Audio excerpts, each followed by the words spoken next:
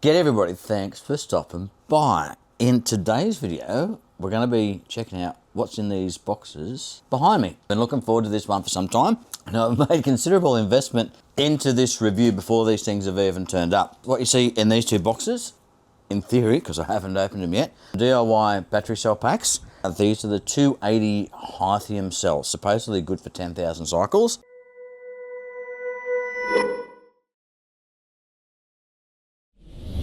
Obviously, we can't test that through the review, but we will do the obvious testing of the cells once we get them out of their boxes. Should also be a JK BMS packed in these boxes for a 24 volt 8 cell system. That was what they've asked me to build, and I'm more than happy to do that. As you may or may not have seen, probably haven't seen yet, I've got a couple of King's batteries, 120 amp lithium sitting there. I've been testing the stuff that I've purchased to do the 24 volt system. Don't currently have a 24 volt system in any of the vehicles. So I went and picked a Victron 16 amp AC charger, 24 volt of course. I also picked up, I've actually went through a couple, one had to go back, but I've got a 24 volt 2000 watt inverter, so we can test it. That'll ultimately go into the system as well. And thanks to Andy's off-grid garage, because I'm sure many of you that are watching this are fans of his channel as well. One of these 40 amp, the Z-Tech something, yeah, ZK E-Tech battery cell testers. So we're going to use that on a couple of the cells. We are going to set them up as a 24 volt system. See, those cells will be in series. What we're going to do is just charge that up, and we're going to put them through not a full cycle, but we're just going to put a little bit of a load on them. And what we'll be able to do through that JK BMS is then be able to monitor the cells and then check all the individual voltages. And what we will do is pick possibly the lowest two and the highest two as far as the voltages go, and you know the differences in those voltages. We will pull those cells and then we'll run some tests on those cells and just check them out. Once we get the system all built, we'll then load test the system, put the inverter on it, put some of the biggest loads I can put on that. It's going to be a maximum of 2000 watts. Then, and probably not part of this video, we're going to set up this system and wire it up into the UEV 490 that we've got sitting over there, which is the off-road caravan. I've currently already got a 300 amp hour lithium DIY battery pack, same as these. Not the same cells, but the same in a 12 volt system already in the van. So let's get the housekeeping done first. This has come from Ryan, I'm gonna get this wrong, Ryan Hung, H-U-A-N-G, put it up on the screen there, hey Ryan. Now Ryan's obviously from China, and his company is Tewaycells. I'll put that up on the screen so you can have a look there. Ryan will obviously provide me some links, etc., that I can put down below. Through my interactions, when I get things sent out to me, I always say to them, look, is there anything about the product that you want me to communicate to the reviewers? Anything that you want me to tell them in the review? Ryan's mega request was, I hope you can describe my store and me in the video. If the customers are interested in buying our products, can you tell them how to find me and so they can consult with me more easily? I think that's a very reasonable request. Any links that Ryan gives to me, information regarding who he represents as far as a business and how to get these batteries if you're interested in them, I'll put down the link below. Right, so I'm just in and editing the video, and I just wanted to pop back and just add some quick information here that I didn't include in the video. Ryan has sent me the link, and it's actually Alibaba that he has provided me links to, not AliExpress. I knew it was one of the Alis. Looks like it's specific to my referral, so if that means anything to you or not. Again, not the motivation of the channel at all. Whilst I was having a quick look, trying to find out about Tewaycell, the pronunciation. 3 years warranty on these batteries themselves, on the Hithium cells. And according to their website, not through the Alibaba site, well, it looks like they've been on there for about 5 years, from what I could tell. Not an expert on that, I'm afraid. And on their main website, which I'll put a link down there as well, they do heaps of different sort of batteries, as you would expect, and it suggests that they've been around for about 15 years. So they're not new to the game, been around for a while.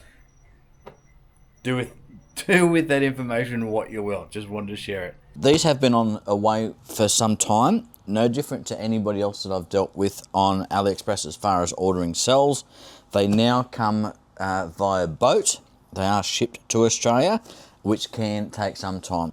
And that's been my standard experience The boxes are pristine. There is no damage to these at all. Locally in Australia, they come from Allied. They were the guys that dropped these off locally. All I can tell you is the boxes are all, at this stage, in perfect condition. Of course, my interaction with Ryan has all been great. You know, as you would expect from somebody trying to promote a product. Keep that in mind. This is a YouTube review. It hasn't cost me anything for these cells. Okay, here's our BMS. You would always expect them to be on their best behaviour when interacting and asking somebody to tell them about their business. Our dividers, so that's nice. So we've got 4 of those. I do have some additional ones that I've purchased over there. Now that I've started using these, I always keep these in handy. These epoxy sheets are awesome. There we go, thanks Ryan. And let's crack this open and have a look. Now this is a JK BMS. This is the same I've got on all of my cells currently. I'm originally using Dali BMSs on my systems, just in the Pajero. But I had 2 out of 3 failures on those, just where they just stopped working. I couldn't bring them back to life. And I changed over to JK, and the amount of functionality that you get in the JK BMSs is so much better than the Dalis. At this stage, there isn't any reason for me to change over to anything else. Level of customization and the ability to see information on the JKs, so much better than what I was experiencing with the Dalis. I had 2 250s and a 150 or a 100 or something, and I've only got 1 250 left. The 100 and the 250 failed. Got our bus bars, etc. here. Now I thought everybody was going to bus bars with the section in the middle that was flexible to allow expansion, etc. of the cells. These ones aren't. These ones are just the standard flat bus bars. I've got no issues with that, and I've had no issues with those in the past. Just what I was expecting to see. I'm really happy that they've got this additional plastic bag just to protect the cells, obviously, from moisture and whatever. Okay, so here's our cells, and you can see they all look pretty well packaged. At this stage, that these are the best packaged battery cells that I have received yet. Not that any others that I'd received were packaged poorly. I believe the chemistry is ever so slightly different in these. I don't know the specifics, but if I can find it out, I will put it on top. I was interested to see whether there was going to have the information sticker on the sides. They don't. Would recommend you to go and have a look at Andy's channel. He did quite some research on checking out to see whether he received some genuine Hithium cells. We do have the QR codes on the top. Now Andy did find that those QR codes that he had on the top of his samples, his Hithium cells, had no, I don't think he found any information on that, but he lifted this plastic up here. There was another QR code directly underneath that, and he was able to confirm the Hithium cells. The other thing that he confirmed in relation to the Hithium cells was how this blue wrapping was terminated on the side of the cells.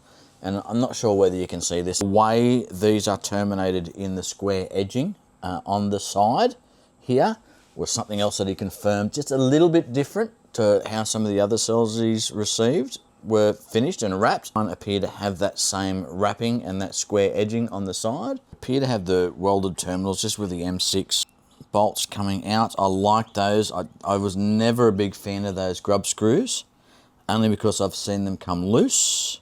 And I did pick up a second-hand set of cells off a mate just to throw in the Pajero to give me the 600 amps of battery in the Pajero. And he had actually managed to strip a couple of his grub screws and had jerry-rigged them so they still worked, and I'm still running that without any issues. All of these are looking absolutely pristine. There's no swelling, there's no marks on any of these. All these are absolutely perfect. Second verse, same as the first. Again, cells in the foam. Now, if you're dealing with any seller, AliExpress or however you're purchasing them, or if you're going to end up purchasing these off Ryan, it's always pull your cells out and just throw an eye over them and just have a look for any damage, anything that you can see looks out of the ordinary. And if you've got any issues, shoot them a message, let them know. So it's your responsibility when you get these to go over them and test your battery voltages. And there is no reason for me to expect that these are anything but A-grade cells. So the plan is coming together. I've just made a quick call to Muller Energy. I did the review on their battery cage that I did the last 12 volt pack that went into the Caravan. Wanted to know whether they did an 8S variant. So I did the 4S version, obviously, which is the one that we've got in the Caravan. He said, look, we don't, but and we had a bit of conversation about what would be required. Obviously, we need the 2 ends, and I think he said 7 dividers in between. And I said, okay, so that, because there is 3 dividers in the individual packs, I said, well, does that mean I'll need to buy 3? And he said, no, what I can do is I can just swap out a couple of the ends for you and we'll get you sorted out. I said, okay. Now that was before he knew who I was just a customer. We are just going to go and check our voltages. So hopefully you trust me here, rather than me trying to hold this up so you can see it. I'm just going to read these out.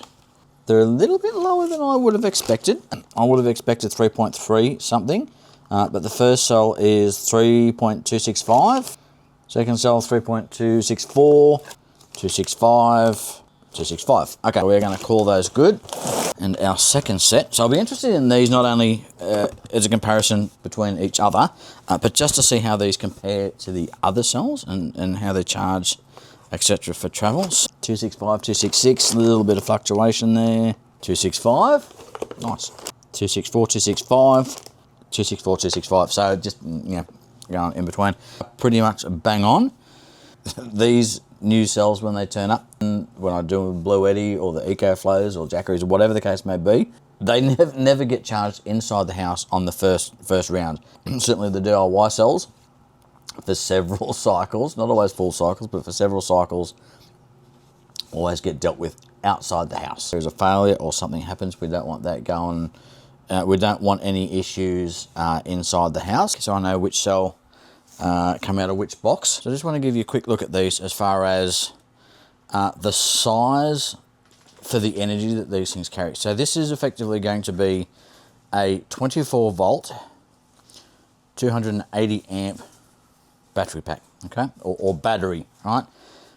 The 3.2 cells individually, put 8 of those in series, we get 24 volts. So this is the King's just 24 volt system that I've just thrown together just so I can test the charger that we've got over here and the inverter, etc. That's 120 amps at 24 volt. For a smaller size, smaller form factor, is 280 amps at 24 volts. King's ones have got your prismatic cells, something that look very similar to this and that. They're probably packed out to fill up that case, so that wouldn't be full of cells. Go and look at any reviews or something. I'm sure you'll see somebody doing a breakdown, but this is why I love going the DIY route, just from a capacity and a cost perspective. If you're happy to do it DIY, I think you can get a much better value. I don't know the cost of these or anything at this point. I think the last set that I bought Australia landed was, I want to say 550, maybe 600 bucks, something along those lines. They weren't the Hithium cells. I think they were 6,000 cycle cells. These ones are 10,000 supposedly. Those batteries, the King's batteries, I think are let's call them 350. That's a better deal than you're going to get. I think they're around about 370 generally as a rule. Got them on sale. So for 700 bucks, 120 amp hours worth of 24 volt system, or 280 for probably about $1,000 worth of cells maybe, and then you got to get a BMS. So look, I still think this represents better value. And just one thing, I was considering doing these as a side-by-side, and I may still do that. It will mean that I will need to make up my own link cable between the 2 sets of 4S batteries. As you can see, this bus bar here is too wide for that. So ultimately what I would need to do for going polarity at this point is to put them in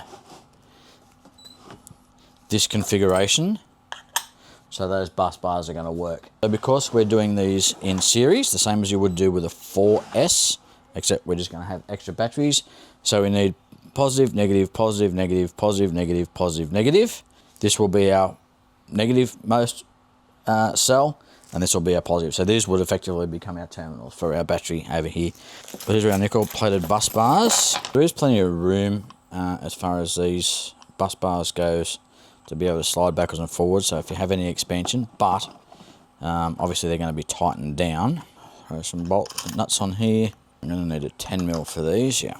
We're at 26.12, all right? 13.05, again, which is, like I said, relatively low. Now I haven't tightened these down, I've just put them on by hand. Whilst I have been running 3000 watt inverters off the 380 amp hour lithium battery packs, they're a 1C rating, so capable of outputting 300 amps at any one time. The reason I added the second battery pack into the Pajero to run that 3000 watt inverter was effectively to share the load. The reason I say that is because a 3000 watt inverter can be anything up to about 300 amps, right? Generally, when I'm running induction cooktops and the like, it's usually, maximum I usually see is around about 200. That's a big load. It's big current running through your cables, it's big load on the battery, etc, etc. So by adding a second battery, a second 12 volt battery, it meant that they were sharing the load. So if I was pulling 200 amps, that meant that they were only getting about 100 amps each. A much more reasonable load to be pulling from the battery, much more reasonable load to be pushing through the cables. Don't get me wrong, at some point they need to go into one cable and make that connection. The same thing could be done by making a 24 volt system, which is what we're doing here. So effectively we've doubled our volts, which means for the same wattage, 2000 watts in this case, we will halve our current, or amperage as everybody seems to be calling it lately. We'll halve the current that is required to run that same power load, right? So instead of same thing, at 24 volts, a 2000 watt load will be about 100 amps out of these batteries, right? Which means that our cabling only needs to be able to handle 100 amps, not the 200 amps that we would require for 12 volt. Whereas in the Pajero, we've got the 600 amp hours worth of lithium in there, in two 12 volt systems parallel to halve the load between those two batteries. These are effectively the same cells, 280 amp hours, but we're doing a 24 volt system, but the power rating of both of these systems is exactly the same. One's just giving it to me in additional voltage, the other one's giving it to me in additional current. I hope that's making some sort of sense. So the same capacity is in this set as in my 600 amp hour 12 volt system in the Pajero. I'll grab my tools, I'll get these crimped up, and I'll show you how to make the connections. Got my BMS lead connected. When you wire up your leads for the battery, effectively what you're doing is putting a lead on each one of the cells so the BMS can track the voltage of each one of those cells. They need to be done in order from left to right. The black one goes to the terminal that's going to be your negative terminal as far as the battery goes. And then 1 through 8, you'll go from left to right. And then on your last one, 8, you're going to have the last cell voltage one, which is number 8. And then you're also going to have an extra wire, which is number 9, which does the total battery pack voltage. Before you plug in the BMS, it's worth going to check your voltages to make sure that they are all correct. So we're just going to check the negative most pin and then just go along all the reds to make sure. Doesn't really matter what the voltage you see is as you go, so long as it incrementally goes up. So there we go, 3.2, 6.5. So as long as it goes up, so 9, 13, 16. All right, this one here. So 13, 16, 19, 22, 26, and it should be 26 as well, and it is, right?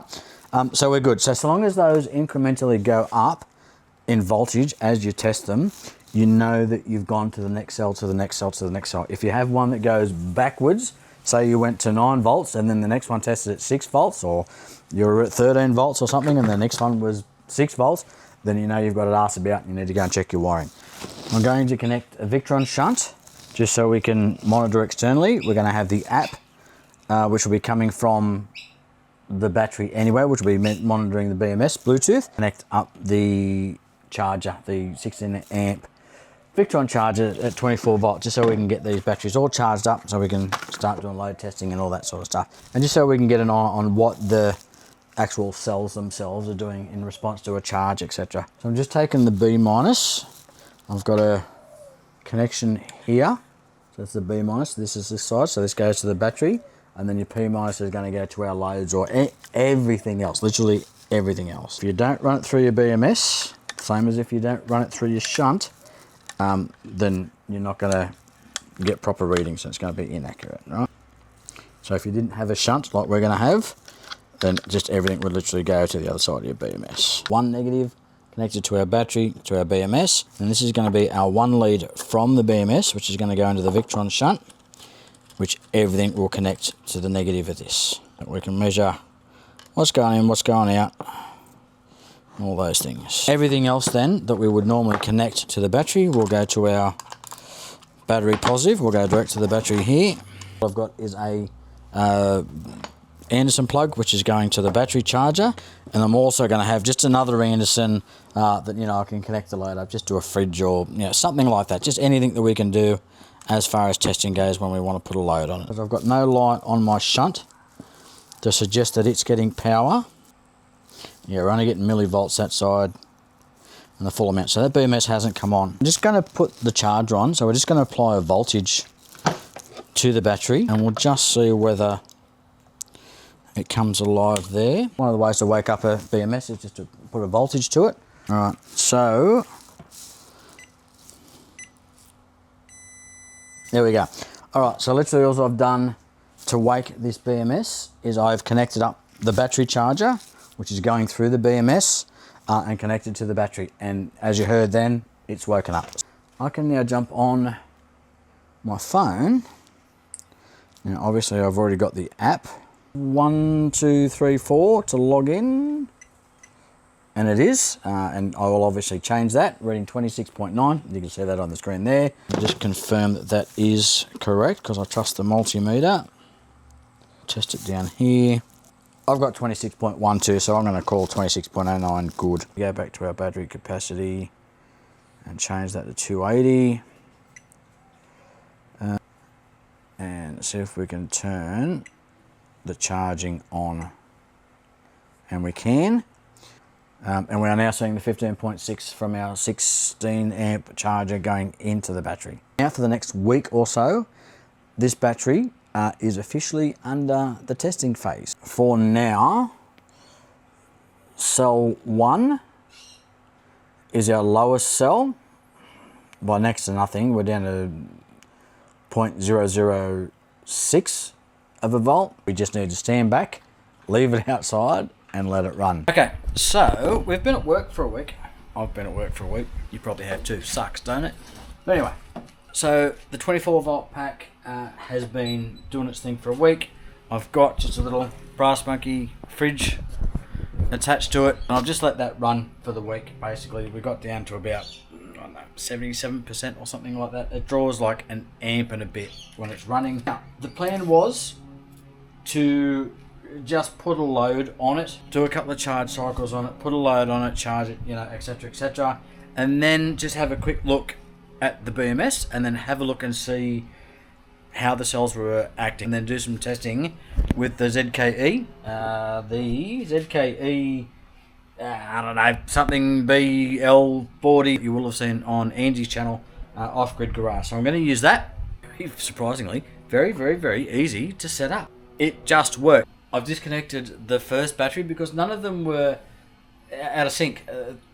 200 millivolts was the biggest discrepancy between all these batteries. Again, that's just been a load, been run for about a week. I've charged it up a couple of times. I've put a few things on it. I haven't done a full cycle, obviously, but you know, 70% is about the lowest I've done it.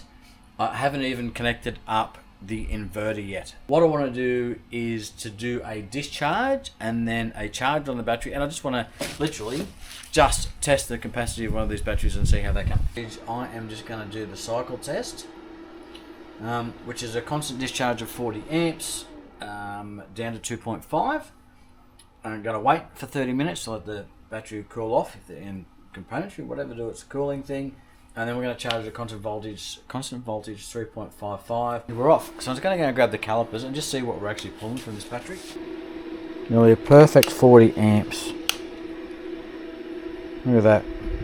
40 amps on the dot. Showing 40 on the dial, showing 40 there, showing 40 on the PC. Just everything works.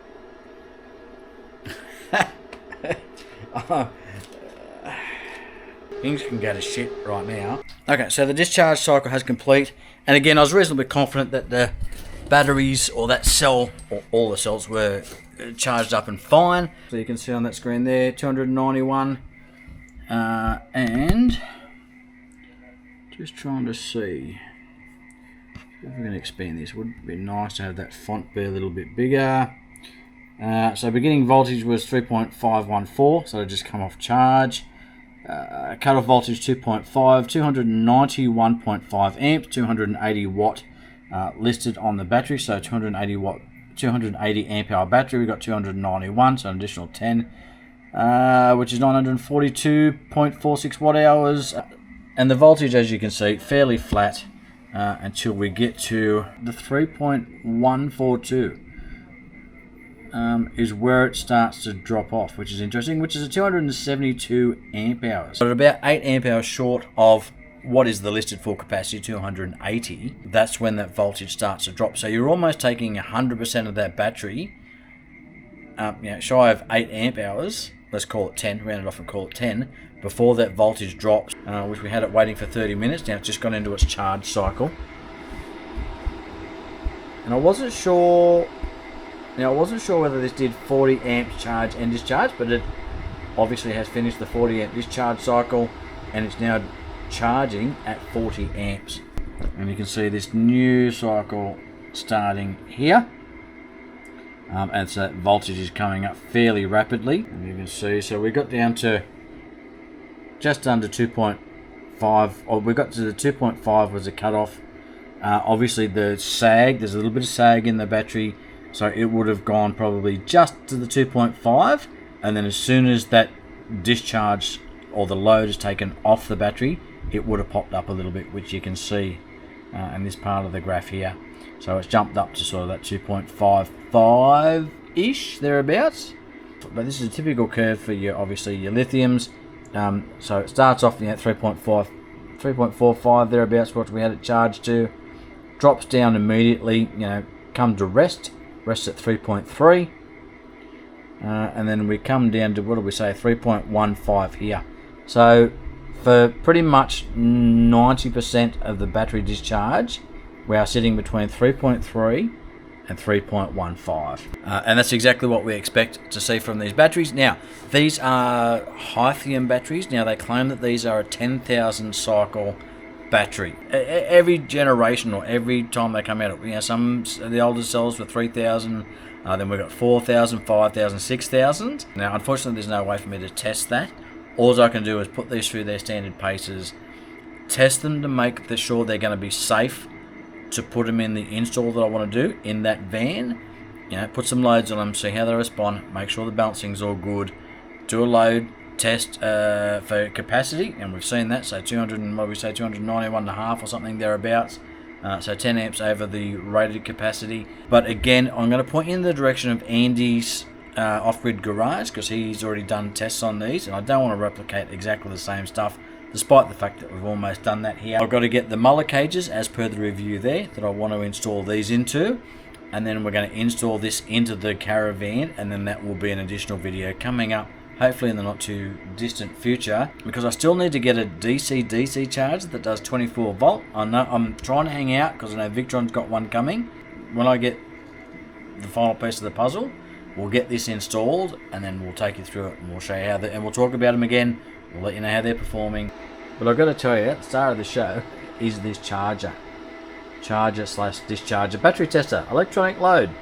There's lots of players in this DIY battery packs, right? Your Eve cells, your Hithium cells.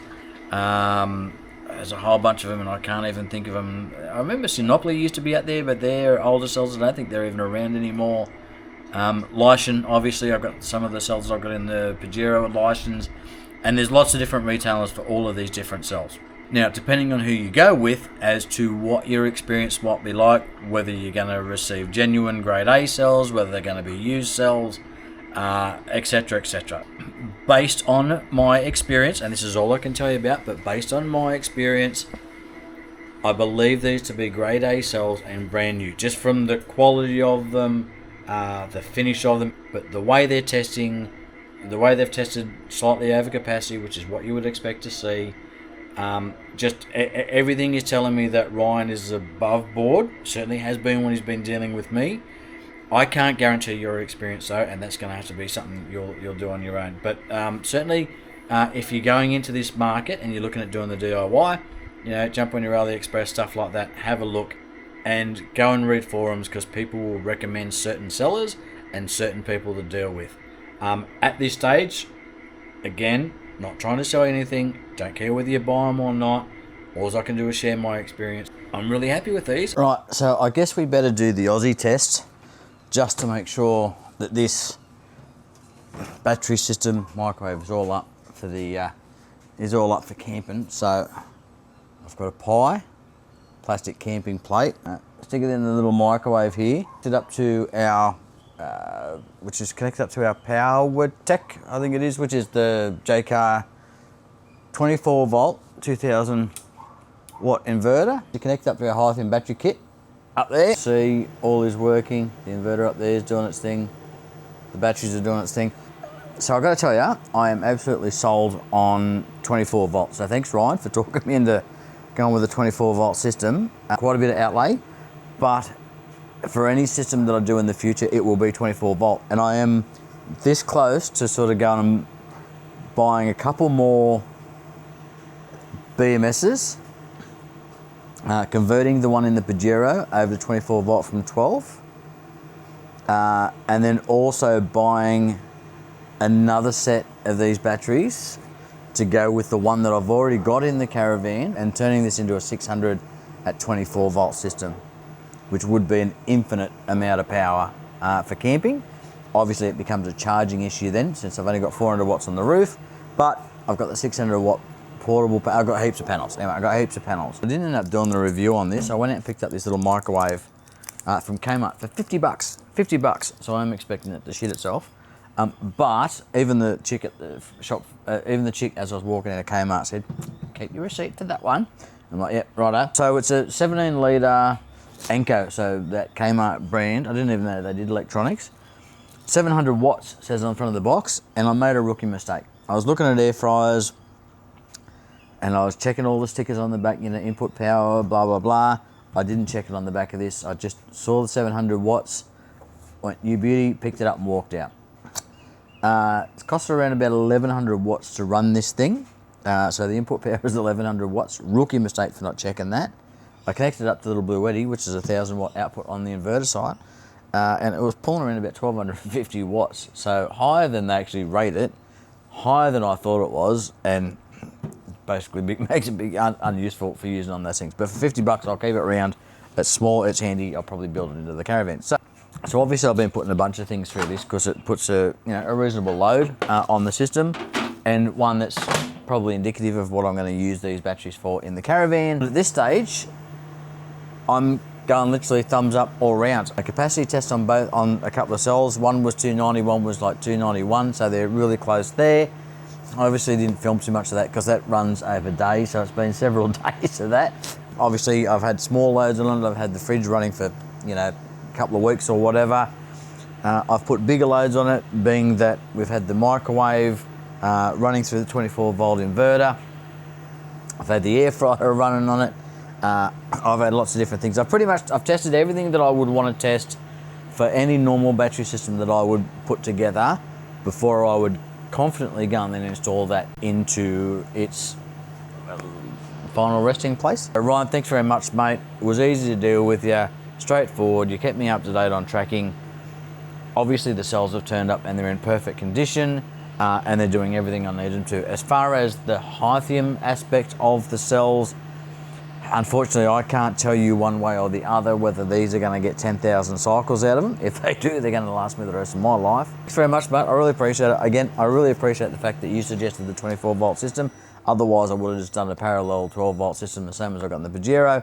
But as far as 24 volt goes, just the lower current that runs through everything, the smaller wiring. It's not even that. For me, it's a safety feature. The lower current that's running through these cables means that things where in a 12 volt system, if there was an issue, you know, you hadn't quite tightened something down, you had slightly bad connection, you know, just whatever. There's zero heat in the system. You know, if I was running, you know, the microwave or some of the bigger stuff that I might put on this, air fryers and things like that, over a couple of thousand watts, you know, some of your terminals, some of your connections, you get a little bit of heat in it, little bit warm, you know what I mean? Not anything you can't put your hand on, but, you know, and if that connection loosens up, that gets hot really, really quick. But with the 24 volt, there's just that safety feature with it, and I love it. I absolutely love it. That's our Hithium 280 amp lithium DIY battery cells from Ryan at Tewaycells. So again, thanks Ryan. Again, not trying to sell you these, just sharing my experience. Ryan asked me to tell you a little bit about his store, send out some batteries, and that's what we're done. Make up your own mind, do your research, go and watch a bunch of different videos, and jump online and have a Google. So that's it. Thanks very much for stopping by. Might catch you on the install video. Catch you next time. Bye.